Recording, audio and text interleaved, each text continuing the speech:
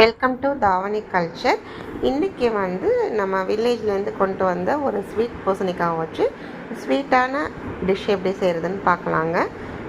பூசணிக்காவை தோலை சீவிட்டு இந்த மாதிரி கட் பண்ணி வச்சுக்கோங்க.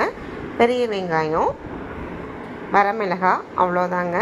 வடிசட்டியில் நான் எண்ணெய் ஊற்றிட்டு கடுகு உளுந்து வெங்காயம் வரமிளகாய் போட்டு தாளிச்சிட்டு கட் பண்ணி வச்சுருக்க பூசணிக்காவும் எடுத்து சேர்த்து வதக்கிக்கிறேன்.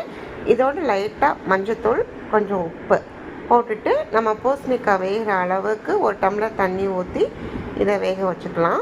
இதில் ஒரு சின்ன சீக்ரெட் ஒன்று இருக்குங்க. எப்போவுமே ஸ்வீட் பூசணிக்காயில் கொஞ்சம் ஸ்வீட் இருக்கும். அதை விட நம்ம ஸ்வீட்டாக எப்படி செய்கிறதுனா, நம்ம கொஞ்சம் மண்டை வெல்லம் சேர்த்துக்கிட்டோன்னு வச்சுக்கோங்களேன், இன்னும் சூப்பராக இருக்கும். பூசணிக்காய் சீக்கிரமே வெந்துடும், ஒரு 5 நிமிஷத்தில் வெந்துடுங்க.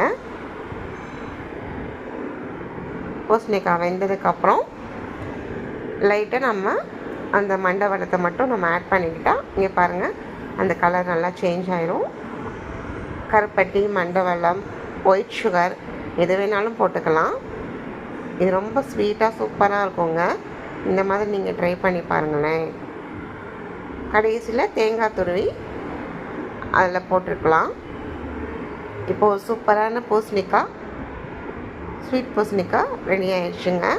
இது பூசணிக்காய் அல்வா மாதிரியே இருக்குங்க. நீங்களும் இந்த மாதிரி ட்ரை பண்ணி பாருங்கள், உங்களுக்கு ரொம்ப பிடிக்கும். இங்கே பாருங்கள், நம்ம துருவின தேங்காவையும் ஆட் பண்ணியாச்சு. இப்போ நம்ம சூப்பரான ஸ்வீட் பூசணிக்காய் ரெடி ஆயிடுச்சு. இது உங்களுக்கு பிடிச்சிருந்துச்சுன்னா லைக் பண்ணுங்கள், கமெண்ட் பண்ணுங்கள், சப்ஸ்கிரைப் பண்ணுங்கள், எங்களுக்கு சப்போர்ட் பண்ணுங்கள். தேங்க்யூ.